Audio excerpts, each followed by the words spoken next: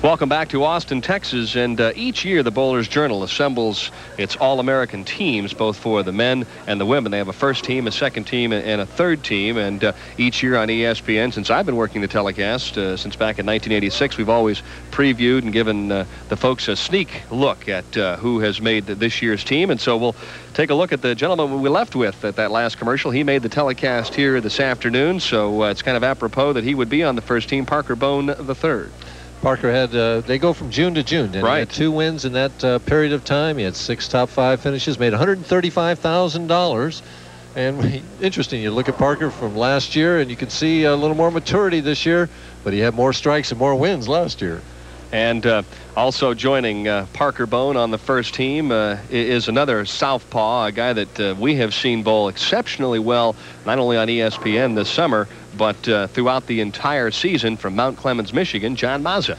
And in that time frame, John had 3 wins with 8 top 5 appearances, made $126,000, went from being never heard of to a household name, and maybe his most famous shot that he made was this year in Sunrise, Florida.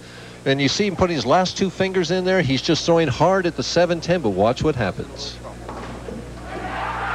Everybody goes crazy when they make the 710, and John may be remembered more for that than any other shot in his career. And of course, last week or a couple of weeks ago, he told Jess Stayrock, okay, now you're the 710 guy. I can go back to being a regular player.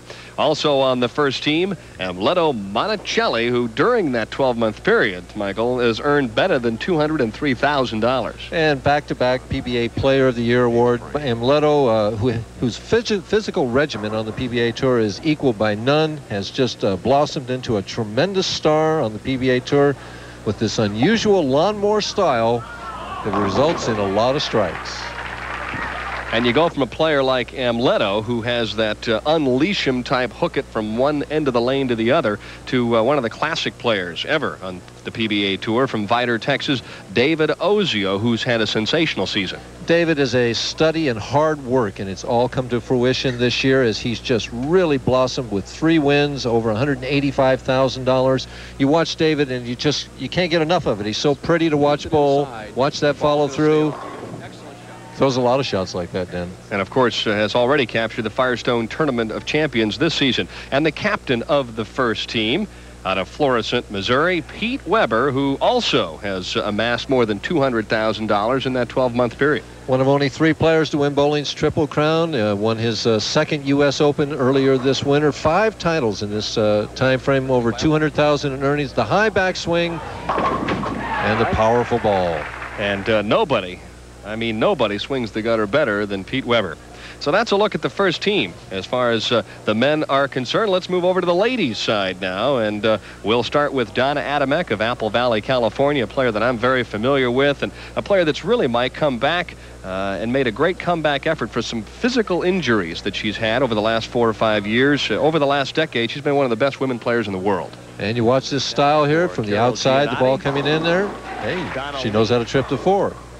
Trip the 4, carry the 10, and just about everything else. Also joining Donna on the BJ All-American first team is the twister from Oklahoma City, Lee Ann Barrett. Michael, she can just flat turn that thing from one end to the other. Made $94,000. A lot of money to be made right there.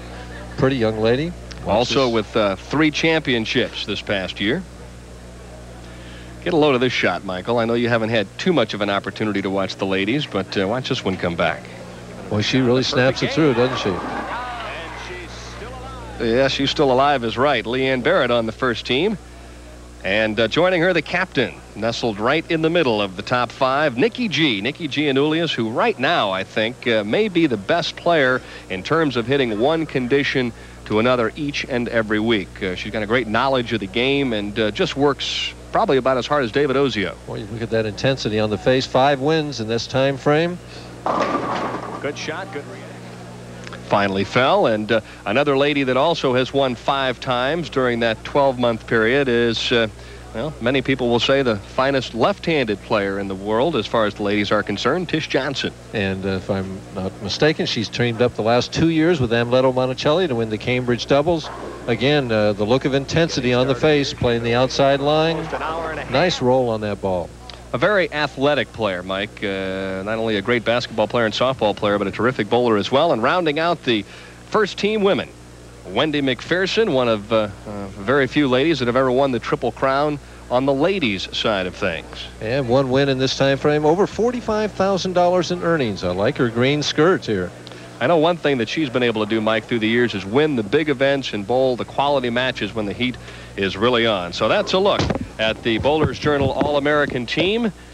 And